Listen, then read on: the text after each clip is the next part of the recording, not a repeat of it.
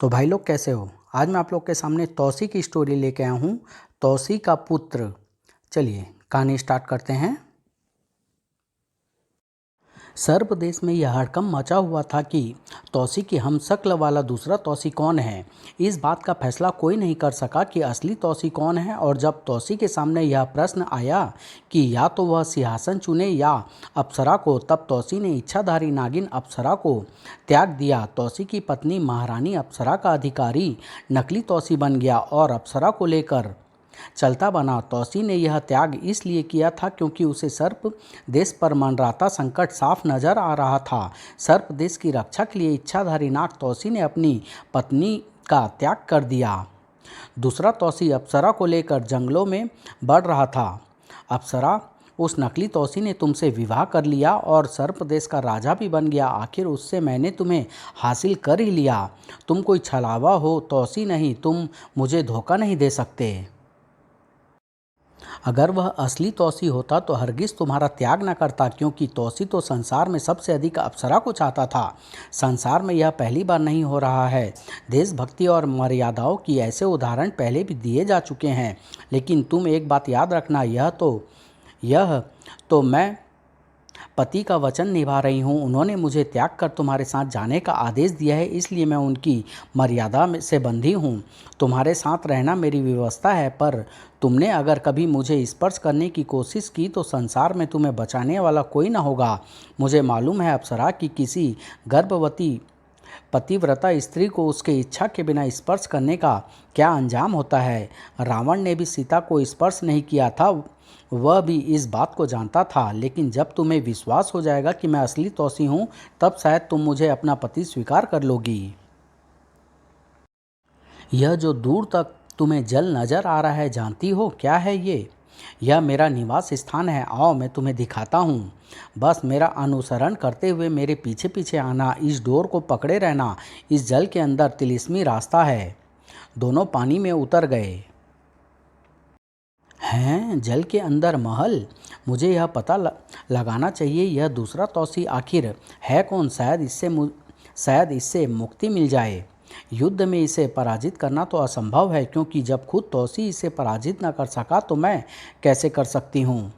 देखो अप्सरा, यह हमारा महल है और यह महल मैंने तुम्हारे लिए ही बनाया है। अब मैं तुम्हें इस महल के व्यवस्थापकों से मिलाता हूँ। तुम इस सिंहासन पर विराजो। चामुंडा हाजिर हो। चामुंडा प्रकट हो गई। यह चामुंडा है। इसके 4 सिर हैं, इसलिए ये एक ही समय चारों दिशाओं में निगरानी रख सकती है। महल की सारी व्यवस्था चामुंडा देखती है और ये दीवारों के आर पार भी देख लेती है। इस महल की सारी दीवारें पारदर्शी है। चामुंडा जल के ऊपर तक उड़ते पक्षी के भी पर गिन सकती है। इसकी 4 दासियां हैं। इन चारों के नाम हैं उत्तरा, पूर्वा, पश्चिमा, दक्षिणा। चामुंडा, जरा अपनी चारों दासियों को बुलाओ। चामुंडा ने चारों दासियों को बुलाया। यह उत्तरा है, जिसने महल का तिलिस्म बनाया है। महल के बाहर जो जल है, इसमें भी तिलिस्मी मार्ग है। इस मार्ग को जाने बिना कोई यहाँ नहीं पहुँच सकता, न ही यह महल ऊपर से नजर आता है।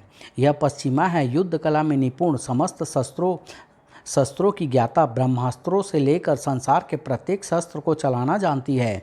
यह पूर्वा है, इसके सामने कोई भी रूप धारण करोगी तो तुम्हारे असली रूप को पहचान लेगी। यह दक्षिणा है, सेवा भाव इसमें कूट कूट कर भरा है। यह महल में रहने वाले अतिथि की सेवा खूब दिल लगाकर करती है।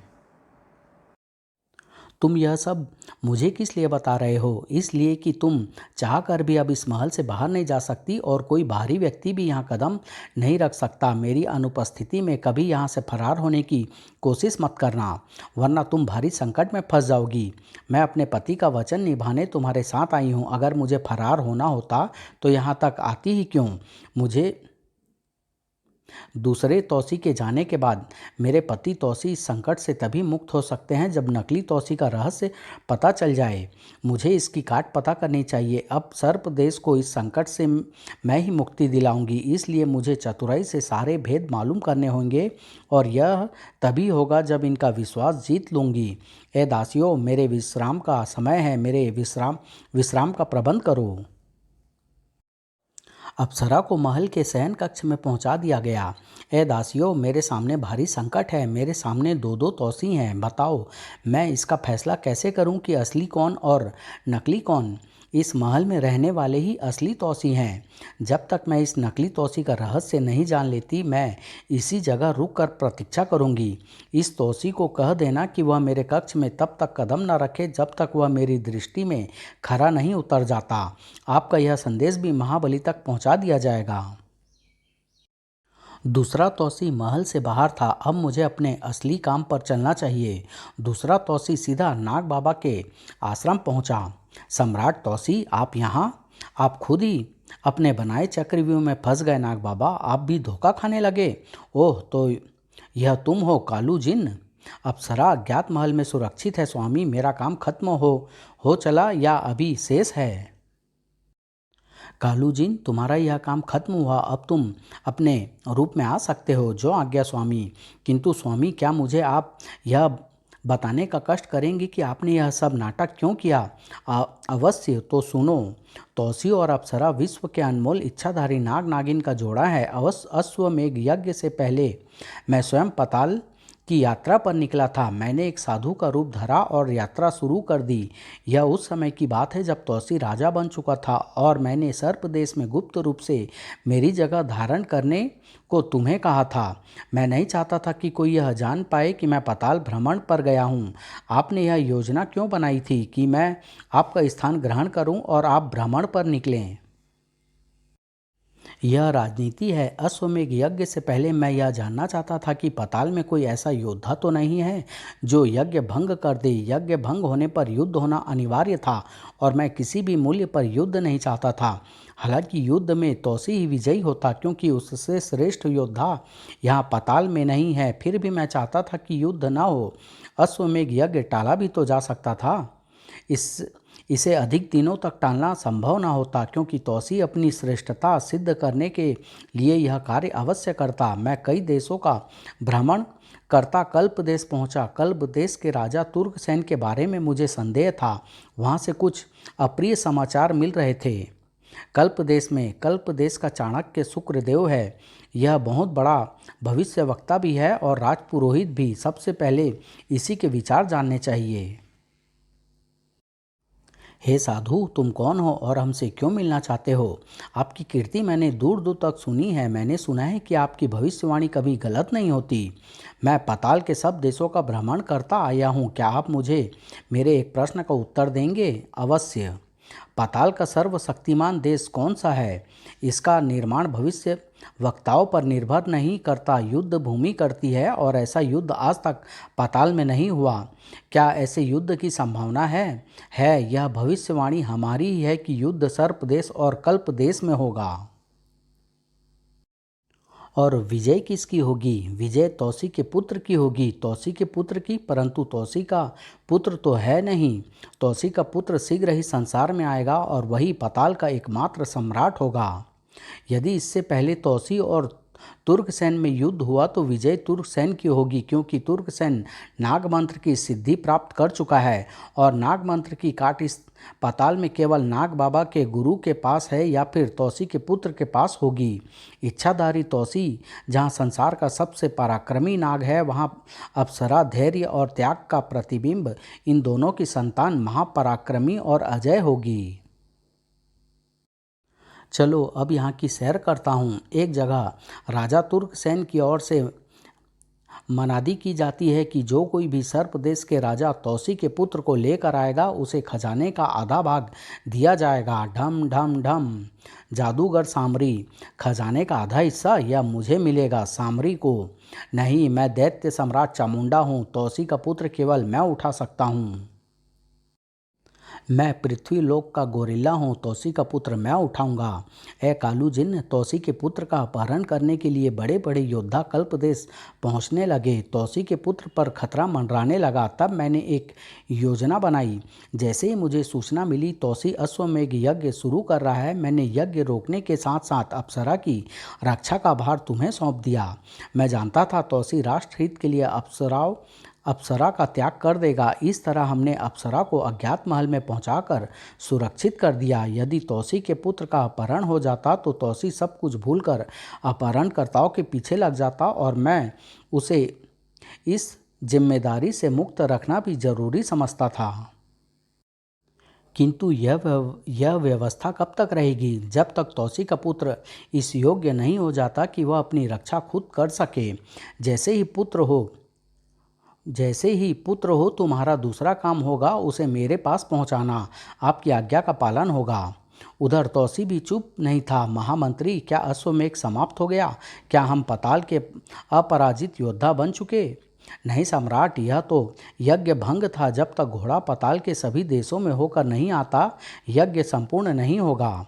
तौसी ने गुप्त रूप से सामंत जासूस को बुलाया।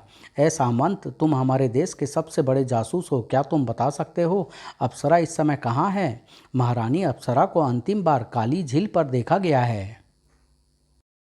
काली झील? क्या तुम मुझे उस स्थान तक पहुंचा सकते हो? अवश्य सम्राट, परंतु काली झील के आसपास से भी कोई नहीं गुजरता, न ही उसके जल में उतरा जा सकता है। ऐसा क्यों? चामुंडा राक्षसी ने वह झील बनाई है। इस झील में उसका निवास है। वह इस झील के आसपास ही अपने शिकार की ताक में रहती है। किंतु अप्सरा का क्या हुआ? क्या नकली तौसी ने उसे चामुंडा के हवाले कर दिया? वे दोनों उस झील तक जाते देखे गए। उसके बाद का कुछ पता नहीं। मैं गुप्त रूप से अप्सरा का हाल जानने खुद वहीं रूप बदल कर जाऊंगा। तौसी काली झील की ओर प्रस्थान कर गया। जब तक इस नकली तौसी का रहस्य नहीं जान जाता तब तक सर्प देश पर खतरा मंडराता रहेगा। जादूगर सामरी सर्प देश में पहुंच चुका था। मैं काला जादू से अदृश्य होने की शक्ति रखता हूं। भविष्यवाणी के अनुसार तौसी का पुत्र पैदा हुए 4 दिन बीत चुके हैं। सर्प देश में कोई खुशी नहीं मनाई गई। मुझे बस्ती वालों से पता करना चाहिए। बस्ती में क्यों भाई? क्या तुम्हारा राजा निसंतान है? राजा ने तो महारानी अप्सरा का त्याग कर दिया। वह दूसरे राजा के साथ चली गई। सामरी वापस जंगल में लौट आया। अजीब अजीब खबरें सुनने को मिल रही है। शायद तौसी ने अपने पुत्र को गुप्त रखा होगा। हैं? तौसी? मुझे तौसी की निगरानी अदृश्य होकर करनी चाहिए। वह अवश्य अपने पुत्र तक पहुंचता होगा। तौसी ने जंगल में प्रवेश करते ही अपना रूप बदल लिया। मैं लकड़हारा बन जाता हूँ। काली झील की सीमा यहीं से शुरू होती है। ठीक है, अब तुम वापस लौट सकते हो। तौसी झील की सीमा में दाखिल हो गया। यह कौन चला आ रहा है? इसी को अपना भोजन बनाती हूँ। चामुंडा 4 फनों की डायन नागिन थी जो कालू जिन्न की गुलाम थी। चामुंडा ने अपना रूप प्रकट किया और झील से बाहर आ गई। तौसी ने भी सर्प रूप धारण किया। सामरी अदृश्य रूप से यह तमाशा देख रहा था। इस वक्त तौसी की मदद करनी चाहिए। हैं? मुझ पर अदृश्य रूप से कौन हमला कर रहा है? क्या यहाँ कोई शैतानी ताकत आ गई है? ऐ मेरे आका जिन, यहाँ खतरा बढ़ गया है, फौरन मेरी मदद करो। कालू जिन अदृश्य रूप से वहाँ तुरंत पहुँच गया। यह मेरा कौन गुरु आ गया जो नज़र नहीं आ रहा है? काले जादू की शक्ति से देखता हूँ। जैसे तू मुझे जादू की शक्ति से देख रहा है वैसे ही मैं भी तुझे देख रहा हूँ। दोनों में जंग छिड़ गई। उधर तौसी चामुंडा से उलझा हुआ था। यह कोई साधारण सांप नहीं है। चामुंडा भाग जा, यह तौसी है। चामुंडा तौसी को छोड़कर भाग गई। यहाँ कोई और भी है, मैंने आवाज़ें सुनी हैं। ले, मैं तुझे यहाँ बांध कर जा रहा हूँ। अब चलता हूँ। अभी मेरा एक काम बाकी है, पहले उसे पूरा करता हूँ। कालू जिन काली झील में दाखिल हो गया। अज्ञात महल में। ए दासियों, अब मेरी बात ध्यान से सुनो। महारानी अप्सरा ने जिस सुंदर पुत्र को उत्पन्न किया है मैं उसे आज रात यहाँ से ले जाऊँगा। जाओ, बस्तियाँ छान मारो और किसी का बच्चा उठा कर ले आओ। महारानी अप्सरा को मालूम नहीं होना चाहिए कि बच्चा बदल दिया गया है। जो आज्ञा स्वामी। कालू जिन रात के समय तौसी के पुत्र को निकाल लाया। सोती अप्सरा के पास दूसरे बच्चों को रख दिया गया। तौसी असली रूप में आ गया। वह झील के पास मंडरा रहा था। ए तौसी, सुनो मेरी बात। हैं? यह आवाज़ किसकी है? सामरी अपने रूप में प्रकट हो गया। तुम कौन हो और तुम्हें यहाँ किसने बांधा है? मेरा नाम सामरी है। मैं तुम्हारी मदद के लिए आया था और चामुंडा को खत्म कर देता, लेकिन तभी एक जिन्नानी ताकत ने मुझे बांध कर डाल दिया, मेरे बंधन खोलो। तौसी ने सामरी को आज़ाद कर दिया। क्या तुम अपनी अप्सरा की तलाश में यहाँ आए हो? हाँ, वह यहीं से गायब हुई है, शायद चामुंडा की कैद में है। मैं अपने जादू की शक्ति से काली झील की हर चीज़ देख सकता हूँ। अगर अप्सरा आसपास कहीं हुई तो मुझे पता चल जाएगा, किंतु अब रात हो चुकी है, दिन का उजाला होने दो। दिन में अब मैं झील में देख सकता हूँ। जय काली है। हे तोसी, मैं इस झील का सारा तिलिस्म देख रहा हूँ। यहाँ अप्सरा कैद है और उसके पास तुम्हारा पुत्र भी है। मेरा पुत्र? मेरा पुत्र? हाँ, सर्व प्रदेश के राजा आप पिता बन चुके हैं। अप्सरा ठीक तो है? हाँ, अपने बच्चे के साथ खुश है। इस तिलिस्म में प्रवेश का मार्ग क्या है? बस यह मेरे लिए संभव ना होगा। मैं तिलिस्म देख रहा हूँ पर उसे काट नहीं सकता। क्या वहाँ कोई नकली तौसी भी है? नहीं, वहाँ कोई पुरुष नहीं है। इस तिलिस्म को कौन काट सकता है? दैत्यराज चंडमुंड इस तिलिस्म को काट सकता है और चामुंडा की तिलिस्मी योद्धाओं से गोरिल्ला युद्ध जीत सकता है। यह सब कौन है? क्या तुम उन्हें बुला सकते हो? सब मेरे मित्र हैं। जब तक मैं इन्हें बुला कर लाता हूँ, आप यहाँ से किसी को बाहर न निकलने दें। सामरी दैत्यराज चामुंड और गोरिल्ला के पास पहुँचा। तौसी के पुत्र को हासिल करना हम में से किसी एक के बस का रोग नहीं है। हमें आपस में समझौता करना होगा। बोलो मंजूर? मंजूर, मंजूर। मेरा जादू तुम्हारे तिलिस्म तोड़ने की कला और तुम पृथ्वी लोक के गोरिल्ला, तुम्हारी सबसे बड़ी खासियत यह है कि तुम्हें कैसा भी सांप काटेगा तो वह तुम्हारे खून के असर से मर जाएगा। हाँ, मैं बचपन से सांप खाता हूँ, अब मैं सांपों का ही भोजन करता हूँ। खजाने का जो हिस्सा हमें मिलेगा हम तीनों बराबर बराबर बांट लेंगे। वहाँ चामुंडा का साथ एक जिन्न भी देता है। तुम उस जिन्न को आसानी से पछाड़ दोगे। तीनों काली झील पर तौसी के पास पहुंच गए। फिर योजना बनी। मैं अज्ञात महल का नक्शा तैयार करता हूं। महल में अप्सरा के अलावा और कौन कौन है सब तैयार करता हूं। आपका काम होगा अप्सरा को महल से बाहर लाना। आपके पुत्र को मैं लेकर निकलूंगा। गोरिल्ला चंडमुंड युद्ध करेंगे। चलो साथियों, नक्शा तैयार हो गया। अच्छा, तिलिस्म पर धावा। ए मेरी चौमुखी सेना, युद्ध शुरू कर दो। उधर कालू जिन तौसी का पुत्र लेकर नाग बाबा के आश्रम में पहुंचा। बहुत होनहार है, रूपवान है, यह हमारी देखरेख में पलेगा।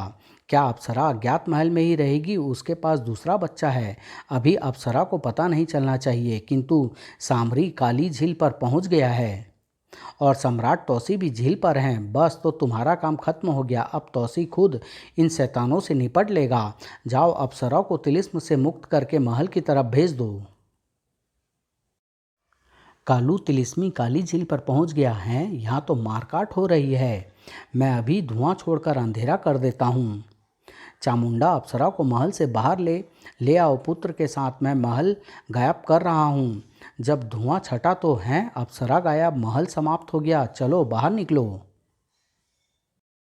सब झील से बाहर आ गए। इस जंगल में चारों तरफ तलाश करो, निकलने ना पाए। तौसी झील के पास अकेला खड़ा था। सम्राट तौसी, अब यहाँ खड़े खड़े क्या सोच रहे हो वत्स? नाग बाबा आप? हाँ वत्स, तुम्हारी अप्सरा महल में पहुँच चुकी है। और नकली तौसी? वह मेरा बनाया खेल था। कालू जिन्न था दूसरा तौसी। परंतु युद्ध में तौसी की बराबरी करने की क्षमता कालू जिन्न में कैसे आ गई? कालू जिन्न ने जब जब जब तुम्हारी बराबरी की है, उस समय हमारी संपूर्ण शक्तियाँ कालू में समाई हुई थी। अप्रत्यक्ष रूप से हम तुम्हारे सामने थे। आपने ऐसा किया क्यों नाग बाबा? अश्वमेघ यज्ञ भंग करने के लिए। अब सुनो, यह 3 महारथी तुम्हारे पुत्र का अपहरण करने आए हैं। तीनों को बंदी बना लो। ऐसे लोग अभी और आएंगे और यह सब कल्प देश से भेजे जाएंगे। तुम्हारा इन सबसे महासंग्राम होना है। अब मैं चलता हूँ। थोड़ी देर बाद अप्सरा तो जंगल में कहीं नहीं है। हमने हर जगह देख लिया है। आप यहाँ के कैसे राजा हैं, अपनी पत्नी की भी रक्षा नहीं कर सकते? मित्रों, मेरे साथ महल चलो। अप्सरा मेरे पुत्र के साथ महल की तरफ गई है। तौसी, सामरी, गोरिल्ला और चंडमुंड को महल में लाने के बाद, मित्रों, अब आप सर्पदेश के कैदी हैं। सिपाहियों, गिरफ्तार कर लो इन्हें और फौलादी बंदीगृह में डाल दो। तीनों को फौलादी बंदी गृह में डाल दिया गया। हमारे साथ धोखा किया है, इसका बदला लेंगे हम तेरे पुत्र को हासिल करके रहेंगे। हमें दुनिया की कोई ताकत नहीं रोक सकती। उधर अप्सरा बच्चे को प्यार कर रही थी और एक गिद्ध खूनी नज़रों से घूर रहा था। अरे आप पुत्र होने के बाद तो तुम्हें किसी और को देखने की फुर्सत ही नहीं महारानी अप्सरा। तभी एक सेवक ने खबर दी, महाराज तीनों कैदी बंदी गृह से भाग गए हैं। क्या? तौसी के पुत्र की तरफ कुदृष्टि डालने वालों का मैं पाताल में ही नहीं, धरती और आकाश में भी पीछा नहीं छोड़ूंगा। एक एक को मौत के घाट उतार दूंगा। यह तौसी की प्रतिज्ञा है।